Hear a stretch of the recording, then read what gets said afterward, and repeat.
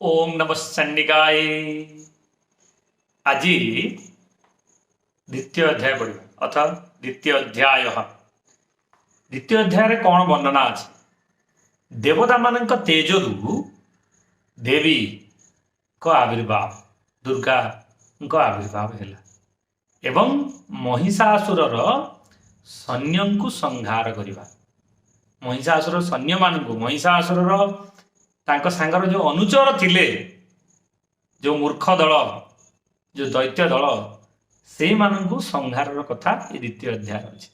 तृतीय अध्याय रे महिषासुर विनाश तार जो बड़ बड़ सब सैनिक माने सेनापति मान थे से विनाश आउ महिषासुर विनाश अच्छी तृतीय अध्याय। तो द्वितीय अध्याय रे आगे सबुठू भारी सुंदर कथा अच्छी देवींकर केमिति सृष्टि है दुर्गा देवींकर केमिति समस्त तेजु देवता मान तेजु केमिति सृष्टि है कहा तेजु कौन तैयारी है तापर किए कौन देले किए चक्र देला किए शंख देले विभिन्न कथा अच्छी। तेणु चलतु आरंभ करिया। ओम ओम नमः चंडिकाय। पूर्व काल रे देवता माने आउ राक्षस मान मध्य 100 वर्ष काल चलला घोर संग्राम युद्ध चलला जो युद्ध चलला सेतबळे महिषासुर थिला राक्षस मान अधिपति माने राजा किंग। महिषासुर समस्त देवता मान परास्त कला।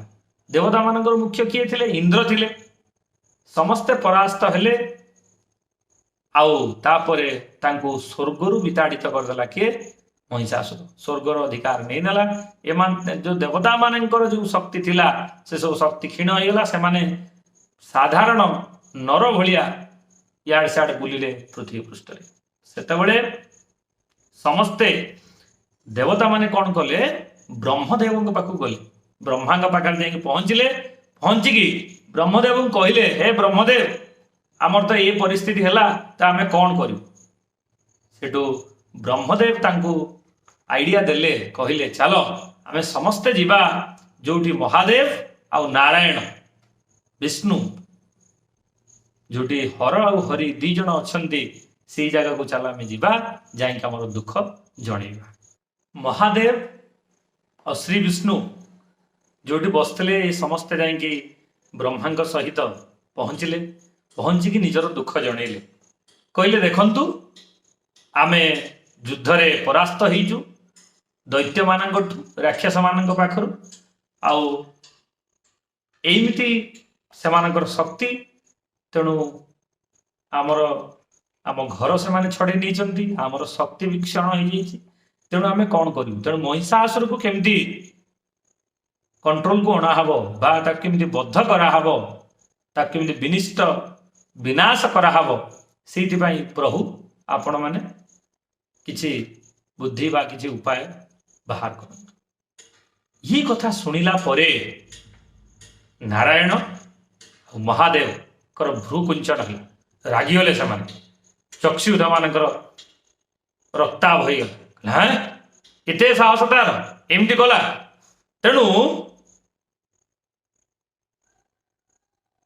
सेतबेले कौन है ना विष्णुंकर मुहरु श्री मुखरु गोटे तेज बाहरिकी आगू गला गोटे जगह रहा तापरे महादेव मुखरु भी तेज बाहरिला अन्यान्य देवता मान शरीर विभिन्न भारी शक्तिशाली तेज बाहरिकी गोटे जगार जाइकी से शक्ति पुंज भलिया है कि गोटे जगार रहिला तापरे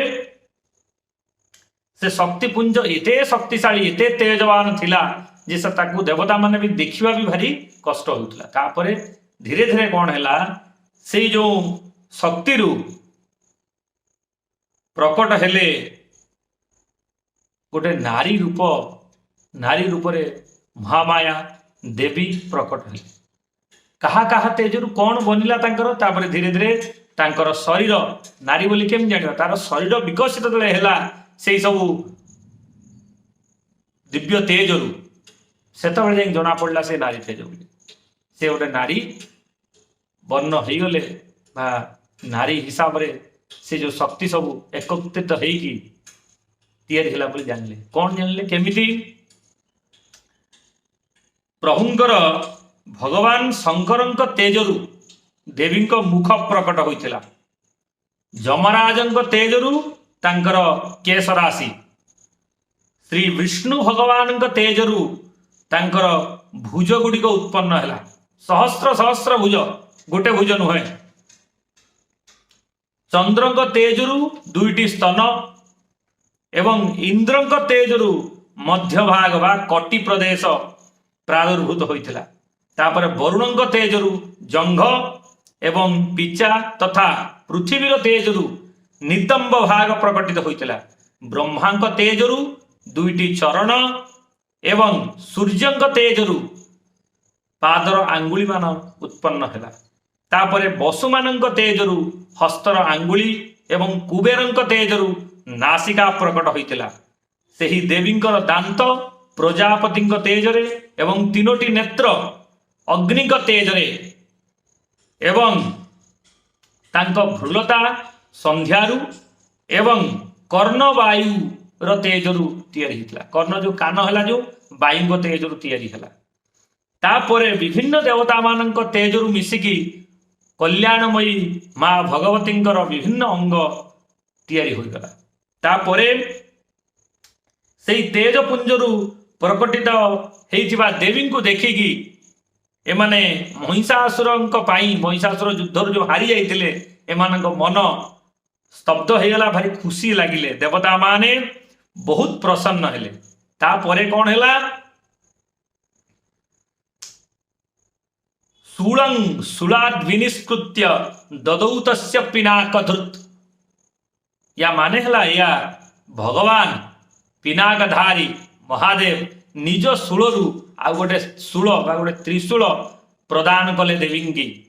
ତାପରେ ଚକ୍ରାନ୍ତ ଦତ୍ତବାନ କୃଷ୍ଣ ସମୁତ୍ପାଦ୍ୟ ସ୍ୱଚକ୍ରତଃ, ନିଜ ଚକ୍ରରୁ, ନିଜ ସୁଦର୍ଶନରୁ ଆଉ ଗୋଟେ ଚକ୍ର ବାହାର କରି ଦେବୀଙ୍କୁ ପ୍ରଦାନ କଲେ। କୃଷ୍ଣ କିଏ? ନାରାୟଣ। ତାପରେ ଶଙ୍ଖଞ୍ଚ ବରୁଣଂ ଶକ୍ତି ଦଦୌ ତସ୍ୟ ହୁତାସନଃ। ଶଙ୍ଖ କିଏ ଦେଲେ? ଶଙ୍ଖ ଦେଲେ ବରୁଣ। ଆଉ ଶକ୍ତି ବରୁଣଂ ଶକ୍ତି ଦଦୌ ତସ୍ୟ ହୁତାସନଃ। ତାପରେ ବରୁଣ ମଧ୍ୟ ଶଙ୍ଖ ଉପହାର ଦେଲେ ଏବଂ ତାଙ୍କୁ ଶକ୍ତି ଅସ୍ତ୍ର କିଏ ଦେଲେ? ଅଗ୍ନି ପ୍ରଦାନ କଲେ। ତାପରେ ମାରୁତୋ ଦତ୍ତବାଂଶ୍ଚାପ ବାଣ ପୂର୍ଣ୍ଣେ ତଥେଷ୍ଟୁଣି। ମରୁତ ମାନେ କିଏ? ବାୟୁ। ଧନୁ କେବଳ ଦେଲେନି, ଧନୁ ସହିତ ତୃଣୀର ବି ଦେଲେ, ପ୍ରଦାନ କଲେ। ବଜ୍ରମ ଇନ୍ଦ୍ର ସମୁତ୍ପାଦ୍ୟ କୁଳିସାଦ୍ ଦମନାଧିପ। ବଜ୍ରମ ଇନ୍ଦ୍ର ସମୁତ୍ପାଦ୍ୟ, ନିଜ ବଜ୍ରରୁ ଆଉ ଗୋଟେ ବଜ୍ର ଉତ୍ପନ୍ନ କରିଦେଲେ କିଏ? ସହସ୍ରାକ୍ଷ ଇନ୍ଦ୍ର। ତାପରେ ଐରାବତ ହସ୍ତିରୁ କାଢି ଗୋଟେ ଘଣ୍ଟା, ଗୋଟେ ବଡ ଘଣ୍ଟା ବି ପ୍ରଦାନ କଲେ ଇନ୍ଦ୍ର। ଯମରାଜ ନିଜ କାଳଦଣ୍ଡରୁ ଗୋଟେ ଦଣ୍ଡ କାଢି ଦେଲେ। ତାପରେ ବରୁଣ ପାଶ, ପ୍ରଜାପତି ସ୍ଫଟିକମାଳା ଏବଂ ବ୍ରହ୍ମା କମଣ୍ଡଳୁ ପ୍ରଦାନ କଲେ। ତାର ଯଦି ଶ୍ଲୋକଟା ଆମେ ଦେଖିବା, ବଜ୍ରମିନ୍ଦ୍ର ସମୁତ୍ପାଦ୍ୟ କୁଳିସାଦମନାଧିପଃ ଦଦୌ ତସ୍ୟ ସହସ୍ରାକ୍ଷ୍ୟୋ ଘଣ୍ଟା ଐରାବତାତ୍ ଗଜତ୍। ପ୍ରଜାପତି ଅକ୍ଷମାଳଂ ଦଦୌ ବ୍ରହ୍ମା କମଣ୍ଡଳୁମ୍ କାଳଶ୍ଚ ଦତ୍ତବାନ ଖଡଗଂ ତସ୍ୟ ଚର୍ମଶ୍ଚ ନିର୍ମଳମ୍। ତାପରେ କିଏ ଦେଲେ? ସୂର୍ଯ୍ୟଦେବ ଦେବୀଙ୍କ ସମସ୍ତ ଲୋମକୂପରେ ନିଜର କିରଣ ଭରିଦେଲେ। ସେ ଯୋଉ ସ୍ତୋତ୍ରଟା ଯଦି ଆମେ ଦେଖିବା ହେଲା, ସମସ୍ତ ରୋମକୂପେଷୁ ନିଜର ସ୍ମିନ୍ ଦିବାକରଃ। ତେଣୁ ଦେବୀଙ୍କି ଆଉ ସ୍ନାନ କରିବା କଥା ବା ଯୋଉ ଆମର ଯୋଉ ମଳି ଜମି ଯାଉଛି ସେ କଥା ହବ ନାହିଁ ବୋଲି ନିଜ ରଶ୍ମିର ପ୍ରକାଶ ପ୍ରଦାନ କଲେ ସୂର୍ଯ୍ୟଦେବ। ତାପରେ କାଳ ତାଙ୍କୁ ଚକମକ କରୁଥିବା ଢାଲ ଓ ଖଣ୍ଡା ପ୍ରଦାନ କରେ। कालश्च दत्तवान खड्ग्य तस्य चर्मश्च निर्मलम माने खंडा भी देले आउ ता सहित कौन देले ढाल भी देले क्षीर समुद्र उज्जवल हार तथा कदापि जीर्ण न होउथुवा दीटा वस्त्र देले जोटा कि क्षीरोदास चलंगमलंग हार मज्जरे तथांबरे तेणु जो कहते अम्लान वस्त्र केबे म्लान हब नाही से भली वस्त्र देले किए क्षीर समुद्र यह सहित दिव्य चूड़ामणि दुईटी कुंडल कुंडल दीटा बढ़िया बढ़िया सुंदरिया कुंडल कंकण उज्ज्वल अर्धचंद्र सबु बाहु निमंते केयूर दुईटी चरण निमंते निर्मल नुपुर गला पाई सुंदर हार एवं पिंधिबा आंगुली रे पिंधिबा निमंते रत्न खचित माने मुदी सब अंगुरीय मान प्रदान कले क्षीर समुद्र तापरे विश्वकर्मा तांको चिक चिक करुथवा अत्यंत उज्जवल फारसा प्रदान कले विश्वकर्मा ददौतस्य परशु चाते निर्मलम आहुरी बहुत जिनस देले केवल सेतिकी नुहे यहाँ सहित अनेक प्रकार शस्त्र एवं अभेद्य कवच प्रदान कले कारण अस्त्र शस्त्र बाजीगले काले किसी देवी शरीर क्षति हम तेणु कवच भी प्रदान कले एतद् व्यतीत मस्तक और वक्षस्थल धारण करने अम्लान पद्ममाला प्रदान कले पद्ममाला तार जो बासना से भी भारी सुंदर लगे से अम्लान सी केबे से जो पद्म देले से पद्ममाला केबे सुखी जीव नहीं सब सेमती फ्रेश थी तादरू बासना आसुव देवी की हिमालय वाहन पाई गोटे सिंह प्रदान कले एवं विविध रत्न समर्पण कले धनाध्यक्ष कुबेर मधुपूर्ण पान पात्र प्रदान कले से जो मधुपूर्ण पात्र माने कौन जेते देवी थकी जीवे से भात पीकी जीवे ना एनर्जी ड्रिंक पी बाहेटी युद्ध किए लेमु पानी करके दब सरबत ना कौन खाया सांगे सांगे रेडी करके देदेवे तेणु ये जो मधुपूर्ण पात्र देले धनाध्यक्ष कुबेर से कौन हम जो थकी जीवे युद्ध करी से महू पीदेले पुणी आउ थे शक्ति आस तेणु आमे माने भी बेले बेले मधु को माने महू को आम निजर डाएट भितर इनक्लूड करवा महू को छाड़ा नहीं अच्छा तापरे समुद्र तांको सुंदर कमल पुष्प उपहार देले सेपरी अन्य देवता माने भी जो माने रहिले से माने सब विभिन्न रत्न उपहार जहार दबार थिला से देवी की प्रदान कले तापरे बारंबार अट्टहास फुल देवी हसिबा आरंभ कले से अट्टहासर उच्च स्वर गर्जन रे तांकर नादरे भयंकर नादरे पृथ्वी आउ सारा विश्व प्रकंपित हला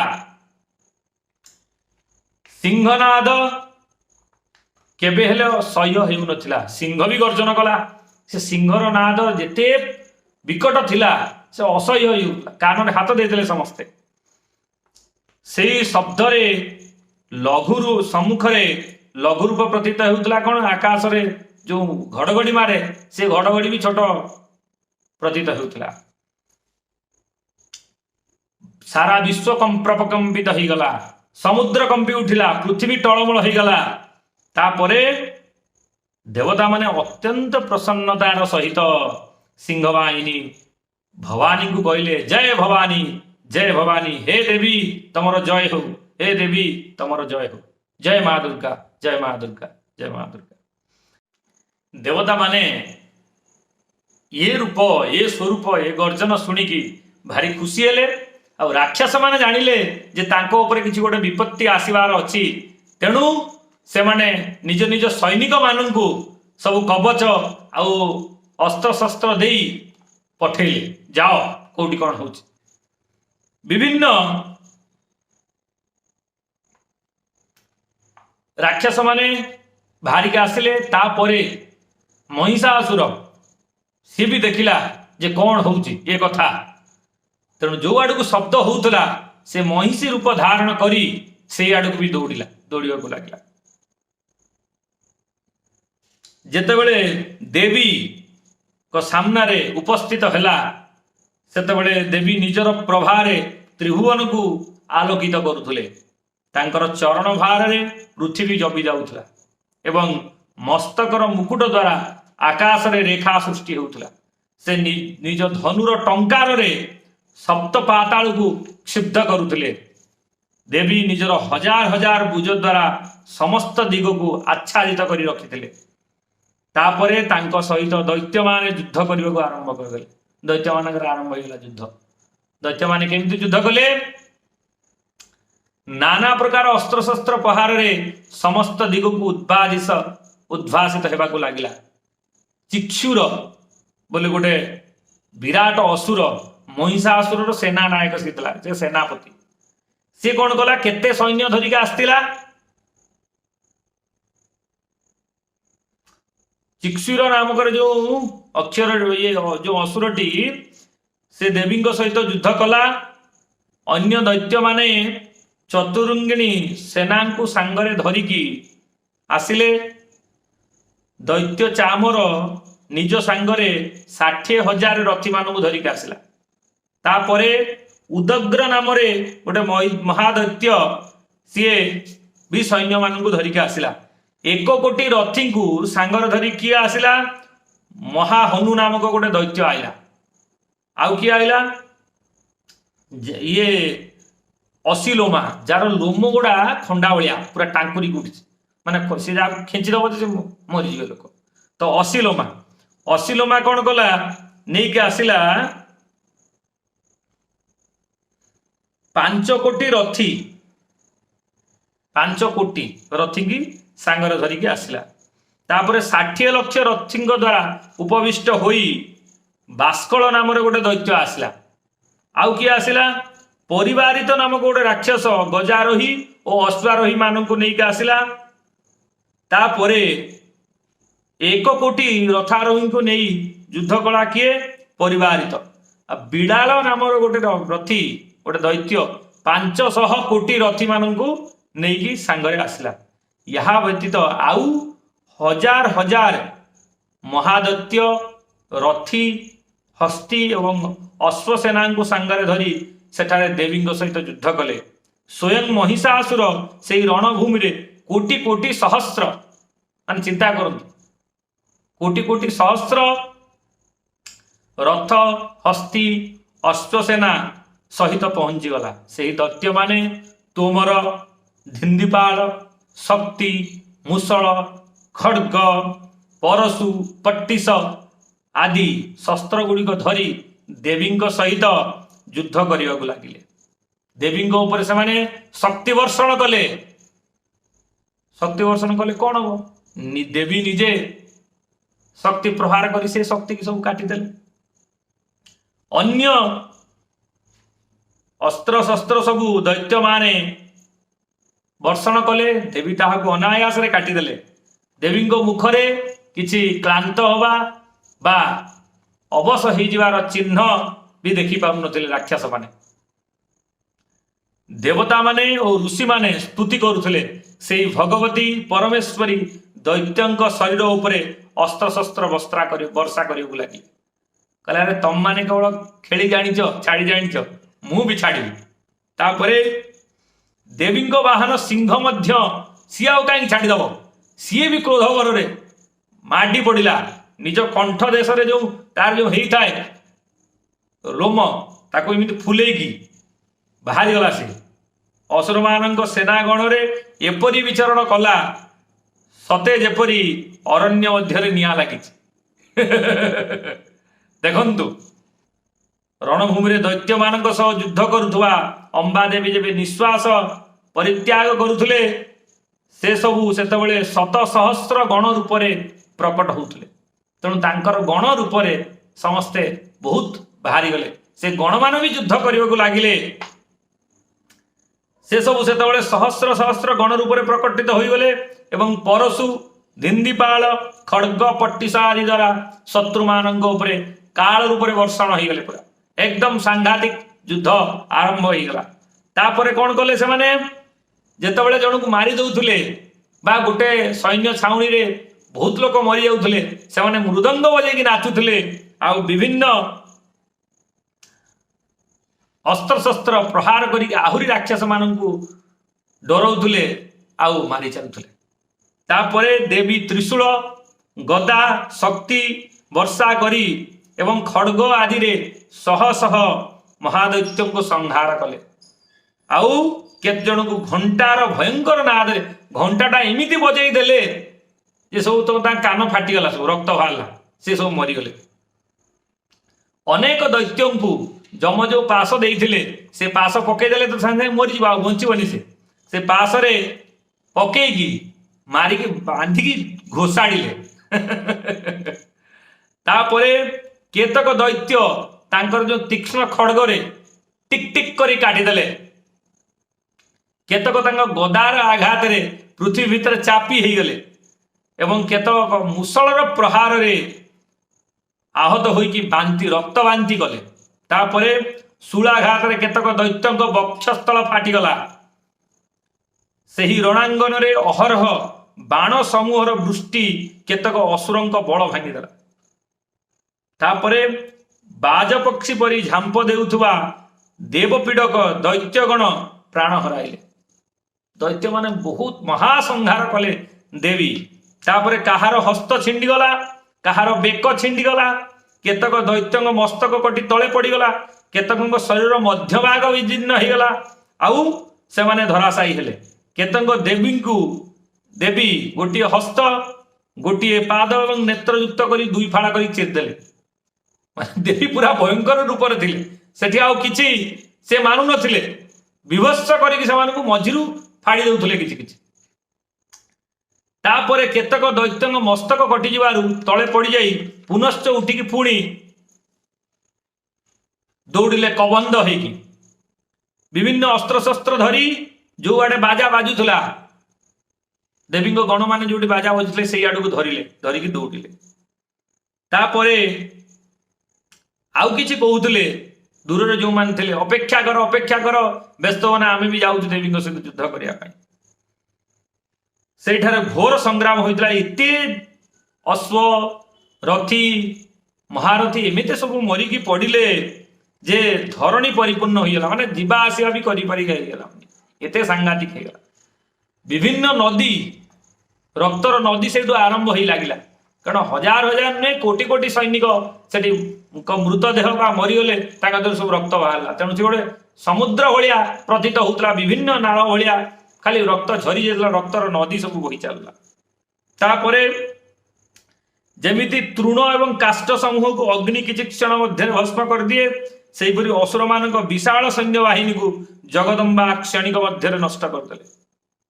ତାପରେ ସେହି ସିଂହ ବେକର ଲୋମରାଜିକୁ ଫୁଲାଇ ଅତି ଜୋରରେ ଗର୍ଜନ କରି ଦୈତ୍ୟମାନଙ୍କର ପ୍ରାଣ ହରଣ କରୁଥିଲା। ତେଣୁ ଇଏ ସବୁ ଭୟଙ୍କର ଉତ୍ପାତ ଯେଉଁ କରୁଥିଲେ ଯେଉଁ ରାକ୍ଷସ ମାନେ, ସେମାନଙ୍କ ସୈନ୍ୟ ସାମନ୍ତ ପ୍ରାୟ 70% ମା ଜଗଦମ୍ବା ଦେବୀ ଆଉ ତାଙ୍କର ଯୋଉ ଗଣ ଆଉ ତାଙ୍କର ଯୋଉ ଶକ୍ତିଶାଳୀ ସିଂହ ସବୁ ସଂହାର କରିବାରେ ଲାଗିଗଲେ। ତେଣୁ ଇଏ ଦ୍ୱିତୀୟ ଅଧ୍ୟାୟର ଏଇଠି ଇଏ ଯୋଉ ଦୈତ୍ୟମାନେ କୁ ଯୋଉ ମାରୁଥିଲା ଯୋଉ ଷ୍ଟାଇଲରେ ସିଂହ ଆଉ ତାଙ୍କର ଯୋଉ ଗଣମାନେ, ଦେବୀଙ୍କ ଗଣମାନେ, ସେଇମାନଙ୍କ ଉପରେ ପ୍ରସନ୍ନ ହେଇ ଋଷିମାନେ, ମହର୍ଷିମାନେ ଆଉ ଦେବତାମାନେ ପୁଷ୍ପ ବର୍ଷଣ କରି ଲାଗିଲେ। ଇତି ଶ୍ରୀ ମାର୍କଣ୍ଡେୟ ପୁରାଣେ ସାବର୍ଣ୍ଣିକ ମନ୍ୱନ୍ତରେ ଦେବୀ ମହାତ୍ମ୍ये महिषासुर सैन्यवधे नाम द्वितीय अध्याय। ओम नमः चंडिकायै, ओम नमः चंडिकायै, ओम नमः चंडिकायै, ओम नमः चंडिकायै। ये सबू अध्याय आ ये सब कथा शुणा एटा गोटे भाग्यर कथा। देवी को कृपा यदि नथिबो आपण ये कहानी बा ये वीडियो भी देखिबा को पाइबे नाही। जदि ए वीडियो देखुचंती ମାଙ୍କୁ ସ୍ମରଣ କରନ୍ତୁ, ତାଙ୍କ କଥା ଭାବନ୍ତୁ, କେତେ କଷ୍ଟ କରିଛନ୍ତି ମଣିଷ ସମାଜକୁ ବଞ୍ଚାଇବା ପାଇଁ, ଦେବତାମାନଙ୍କ ରକ୍ଷା ପାଇଁ ଦେବୀ କେତେ ପରିଶ୍ରମ କରିଛନ୍ତି, ଅହରହ କେତେ ଶହ ବର୍ଷ ଯୁଦ୍ଧ କରିଛନ୍ତି, ସେ କଥା ଟିକେ ଭାବନ୍ତୁ। ଆପଣ ଦେବୀଙ୍କୁ କେହି ସୃଷ୍ଟି କରିପାରିବେନି, ସିଏ ଆପେ ଆପେ ସମ୍ବୁଦା ହେଇଛନ୍ତି, ସିଏ ଆପେ ଆପେ ସମସ୍ତଙ୍କ ଶକ୍ତିରୁ ନିଜକୁ ତିଆରି କରିନେଲେ, କାରଣ ସେ ସମସ୍ତଙ୍କ ଭିତରେ ଅଛନ୍ତି। ଦେବୀ ଯଦି ସମସ୍ତଙ୍କ ଭିତରେ ନଥାନ୍ତେ, ସବୁ ଦେବତାଙ୍କ ଭିତରେ ନଥାନ୍ତେ, ତାହେଲେ କେମିତି ବାହାରିଥାନ୍ତେ? ଦେବୀଙ୍କ ସୃଷ୍ଟି କେମିତି ସମସ୍ତଙ୍କ ଶକ୍ତି ହୋଇଥାନ୍ତା? ତେଣୁ ଆମ ଭିତରେ ବି ଦେବୀଙ୍କ ସତ୍ତା ଅଛି। ଆମ ଭିତରେ ଯଦି ଦେବୀଙ୍କ ସତ୍ତା ନଥାନ୍ତା, ଆମମାନେ ବି ଏବେ ବି ଶବ ହେଇଥାନ୍ତେ। ଆମ ଭିତରେ ଶକ୍ତି ନଥାନ୍ତା, ଆମ କଥା କହିବାର ବାକ୍ ଶକ୍ତି ଆମ ପାଖରେ ନଥାନ୍ତା, କଥା କହିବାର, ମୁଭମେଣ୍ଟ କରିବାର, ଏଇ ନୂଆ ଆଖି ହଲହଲ କରିବାର, ଏମିତି ସବୁ କରିବାର କିଛି ଶକ୍ତି ନଥାନ୍ତା। ଆମେ କୁମାର ପଡ଼ିଲା ଭଳିଆ ଏମିତି ପୁରା ସ୍ଥିର ହେଇକି ପଡ଼ି ରହିଥାନ୍ତେ ବା ଶବ ହେଇଥାନ୍ତେ। ତେଣୁ ସେଇ ମହାଦେବୀଙ୍କର ଚରଣ କମଳରେ ଶତକୋଟି ପ୍ରଣାମ। ହେ ମହାଦେବୀ, ଆମକୁ ଏମିତି ରକ୍ଷା କରି ଚାଲନ୍ତୁ ଆଗକୁ ଆଗକୁ, ଆହୁରି ଆଗକୁ ଆହୁରି ଆଗକୁ। जय मां दुर्गे। ओम नमः चंडिकाय।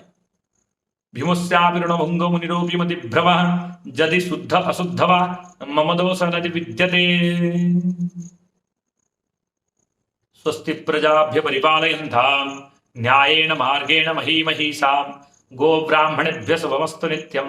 समस्तलोका सुखिनो भवन्तु, समस्तलोका सुखिनो भवन्तु, समस्तलोका सुखिनो भवन्तु।